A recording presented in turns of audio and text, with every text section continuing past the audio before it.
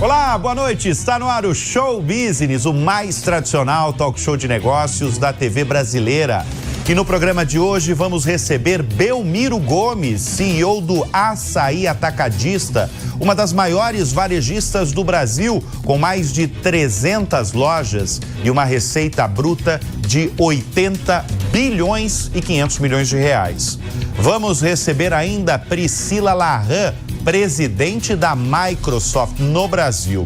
É a sua primeira entrevista na TV. Ela revela as prioridades da operação brasileira da companhia cofundada por Bill Gates e como tem sido usado o investimento de 14 bilhões e 600 milhões de reais anunciado pela empresa no país. Eu sou Bruno Meyer e seja muito bem-vindo ao Show Business que começa em instantes.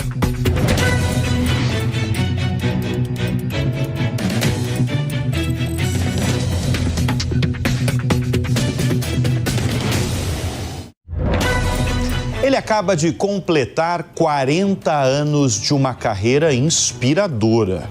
Foi sorveteiro, estoquista, vendedor, até virar CEO de um segmento do varejo que caiu nas graças do mercado e, sobretudo, do público.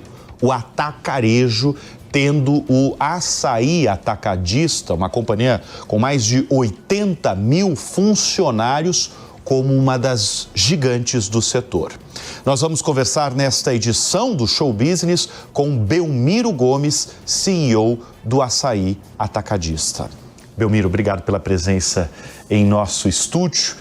Vamos começar falando desse segmento do atacarejo, a junção aí do atacado com varejo que tem ganhado força em tempos recentes no Brasil. E o grupo Açaí é um dos grandes exemplos, né? Por que a família brasileira passou a ver o atacarejo como destino das compras do mês? Obrigado pela pergunta. Antes disso, eu queria agradecer o convite, parabenizar o trabalho, seu Bruno Meyer, o trabalho feito pelo Show Business. Para quem estiver nos assistindo hoje, esperamos transmitir algumas informações importantes e falar de um segmento que eu estou há 37 anos, né, que é o setor atacadista ou o setor alimentar. O atacarejo, como hoje é chamado, ou atacado de autosserviço, ou cash and care, como você bem disse, ele junta duas propostas. Atender consumidores finais, ou seja, predominantemente famílias, sejam em compras abastecedoras e repositoras, mas também uma grande gama de empreendedores. O Brasil, como nós sabemos, é um país muito do empreendedorismo.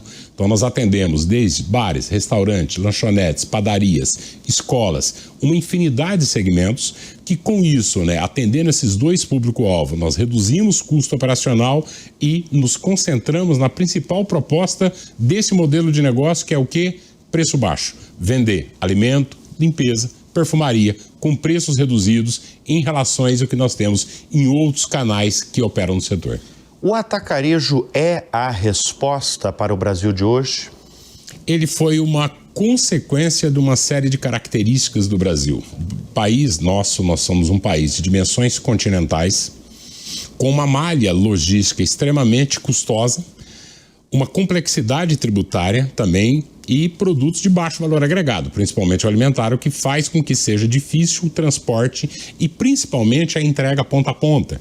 Nas grandes metrópoles brasileiras, nós temos metrópoles muito adensadas com dificuldade logística. Então, esse modelo ele surge para atender esses dois públicos e numa pressão também de economia, né? Dado que também, infelizmente, nós somos um país de grandes desigualdades sociais, aonde você sempre teve, né, por mais que independentemente no momento agora nós temos juros elevados, uma inflação alimentar, mas sempre teve a necessidade do brasileiro de economizar. Então, o modelo ele nasce para suprir isso, começando na periferia das grandes cidades brasileiras, mas hoje o modelo, durante essas décadas de transformação, ele é um modelo que penetra em todas as classes sociais, desde a classe AB até a classe CDE e em praticamente todas as gamas de comércio. Para que você tenha uma ideia, Bruno, o setor responde hoje, todos os players juntos, por mais de 50% do mercado alimentar brasileiro. Isso, se a gente comparar com 5, 10 anos atrás, é quanto? É uma crescente. 10 anos atrás era quanto, mais ou menos? O setor representava em torno de 20%. 20%? O setor muito passou... relevante, né? Exatamente. Agora, você está falando de um motivo definidor, que é preço baixo. A ascensão do atacarejo no Brasil nos últimos anos é porque vende mais barato e as pessoas estão atrás de produtos mais baratos. Quanto, em média, vocês vendem mais barato do que os concorrentes de supermercados? Há uma diferença que ela depende da categoria, né? Mas quando o atacarejo ele começa, o formato dominante era o hipermercado no Brasil, que tem uma queda, né? Dado que quando o e-commerce principalmente entra, muita gente até acha que foi o atacarejo que disruptou o hipermercado, e não foi, foi o e-commerce. Há 20 anos atrás, se você precisasse de um forno de micro-ondas, você ia aonde? No hiper. Uma furadeira? No hiper. Celular? No hiper. Na medida que o e-commerce entra no produto de alto valor agregado, não perecível, o e-commerce é uma grande solução, você compra e recebe em casa, e recebe na porta. Isso aumentou os custos dos hipermercados, fazendo com que ele tivesse mais dificuldade de competir contra o atacarejo. A diferença de preço de um atacarejo em relação ao hipermercado era em torno de 15%. 15%, normalmente os estudos mostram que para você criar um novo formato de hard discount, na maioria dos países, quando você tem uma proposta de preço, que o preço é menor, em torno de 10% na categoria alimentar, esse modelo tende a ter sucesso, que é o que aconteceu. Então hoje você tem uma diferença, a depender do operador, que vai de 12% a 15% em relação aos hipermercados ou em relação aos supermercados. Então, 12% a 15% mais barato. E aí fica a pergunta: como é que vocês ganham dinheiro? Primeiro, nosso negócio é um negócio de margem baixa. Então, o que a gente busca ganhar é principalmente na escala, né? Principalmente porque, né, isso, da medida que você atende o público comerciante, o comerciante, para ele, o preço de compra é custo. Então, para esse comerciante, para quem tem uma mercearia pequena, mesmo para quem tem um restaurante, para quem está operando, o custo de compra é algo muito importante para ele. Então, por isso que o nosso setor, ele normalmente, você opera buscando ganhar em volume e uma margem, né? Tanto que a margem líquida do setor, ela trabalha, quando muito, não é nem o cenário atual, em 2% de lucro líquido.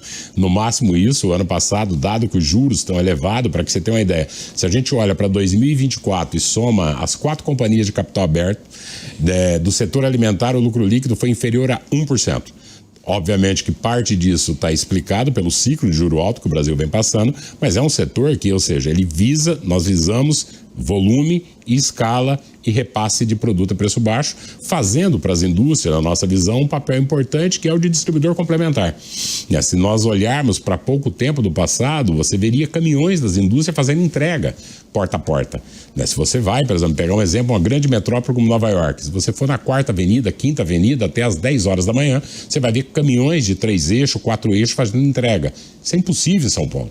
Imagina aqui na Alameda Santos, ou no próprio Rio de Janeiro. Você ter os caminhões, Os caminhões fazendo entrega porta a porta. Então, o nosso modelo acaba que nós somos um distribuidor complementar também da indústria para esse pequeno comerciante. E para o pequeno comerciante, para ele é uma vantagem porque é como se nós fôssemos o centro de distribuição dele.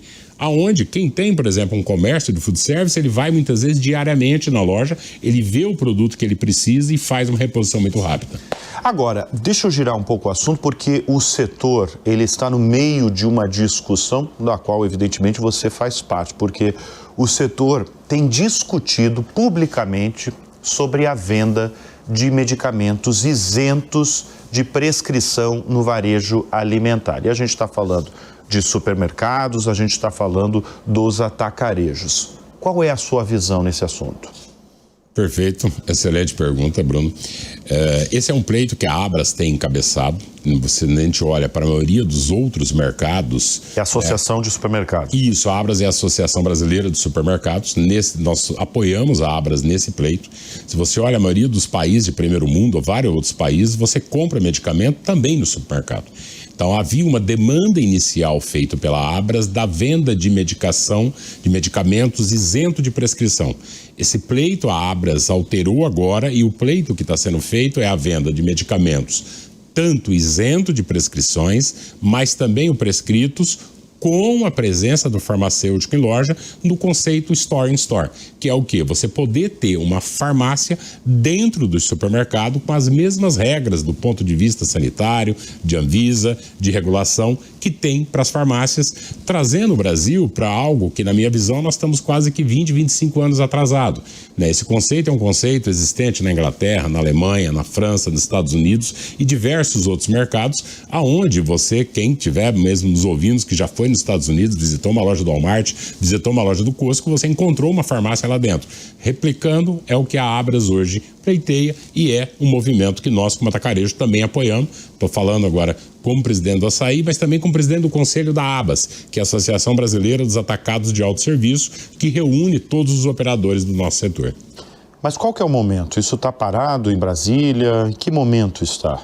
Está nesse momento, há uma discussão muito forte, vários projetos foram apresentados, tem uma série de audiências públicas acontecendo com a participação de representantes de diversas entidades envolvidas nessa discussão e estamos muito confiantes que nós podemos criar um avanço, porque no fim, né, isso beneficia sempre, a maior nível de concorrência, ele beneficia, só tem um beneficiado nisso, que é o consumidor final, que é o brasileiro. O fato de você ter mais competição em qualquer um do setor, da mesma forma que o atacarejo, nós somos capazes de reduzir preço de alimento, tão importante quanto reduzir preço de alimento, é também reduzir preço de medicamento.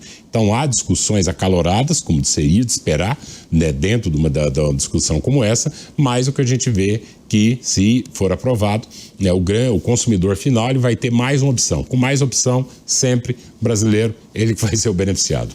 Deixa eu voltar para o grande negócio de vocês, porque vocês tiveram recentemente investimentos altos em novos serviços. Empório, açougue, padaria, isso dentro dos atacarejos. Qual que foi o resultado disso? Essa aposta valeu a pena? E o peso disso no negócio de vocês? As mudanças que foram feitas, elas foram, na minha visão, uma evolução natural do modelo. O modelo de atacarejo, ele nasce principalmente para atender o público da periferia e para atender os comerciantes. Mas vamos lembrar, né? Infelizmente o Brasil é um país de muita desigualdade social, né? E na medida que nós precisávamos também penetrar dentro das classes sociais A, B, em lojas em localização maior, você encontra um outro público com um outro nível de demanda. Então, muito da evolução do atacarejo, ela foi feita da seguinte forma, aliando sempre preço baixo, mais uma melhoria na experiência de compra, né? Tanto que, um pouco antes de gravar o programa, você viu que eu fiz uma enquete praticamente com todo mundo aqui da Jovem Pan, que a gente encontrou, o quê? Se comprava no Açaí, em que loja comprava? Em que loja, exatamente. Em que loja? Porque não era só falar que comprava, você perguntava da unidade, inclusive. Exatamente, primeiro para saber e para ver se tinha alguma reclamação, mas praticamente qualquer um deles, se você olhar, você vai ver que a experiência de compra ela evoluiu muito. Então houve uma busca por redução de custo que também ela foi investida na experiência do cliente. Quando você olha para uma loja de atacarejo hoje, contra o que era 20 anos atrás, teve uma série de evoluções na iluminação da loja, na inclusão do ar-condicionado, na qualidade do perecível do produto que está lá dentro, na quantidade de treinamento de funcionário e na qualidade do sortimento. Então, essas evoluções, elas fizeram com que nós conseguíssemos adentrar em outras classes sociais e também agora penetrar em outras categorias de produto, como foi a que você perguntou, o caso do açougue, né? O caso do fatiamento, o caso, por exemplo, do empório de frios que nós temos nesse momento e outras categorias, né? Há exemplo também do que acontece em outros países do mundo. Então, era uma evolução natural, tanto que hoje, quando a gente olha para o açaí, nossa participação, nós estamos presentes, né, até aproveitando para fazer uma propaganda também, no açaí ele atende 40 milhões de pessoas por mês nas suas 302 lojas. Nós estamos presentes em 1 de cada 3 domicílios no Brasil. Em algumas regiões nós chegamos a estar presente praticamente em 1 de cada 2 domicílios no Brasil, com 88 mil colaboradores. E temos uma penetração em todas as classes sociais, conforme o poder de compra que essa parcela tem também de poder de compra da população. Então, enquanto a classe AB ela tem de poder de compra dentro do PIB, é a nossa participação. Então, ou seja, é um modelo que ele é muito democrático, que ele visa atender, por quê? Preço baixo, bem da verdade, é uma demanda independentemente de que classe social você está. Agora, o peso desses novos serviços, você tem o número exato para o negócio do açaí? Ele hoje tem uma representatividade crescente, por ser companhia de capital aberto, a gente não pode divulgar alguns níveis de detalhe nesse período, mas assim, para que tenha uma ideia, nós fizemos os primeiros projetos e implantamos praticamente em todas as lojas.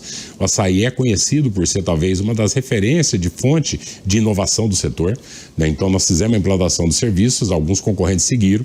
Recentemente agora nós temos uma implantação massiva de self-checkout, né? Por quê? Né? Você tem uma parte hoje da população que busca a compra abastecedora, que é onde nós somos especialistas, mas você tem uma parte também que busca a compra repositora, né? Dado que nesse momento no Brasil a gente tem uma migração do modelo de contratação. Nós tivemos um aumento grande da mão de obra que ganha por dia e não que ganha por mês. Então, ou seja, se você tem um trabalhador numa faixa de renda que ele recebe, por exemplo, R$3.000 mensal, ele tem uma probabilidade maior de comprar no atacarejo, nós detectamos.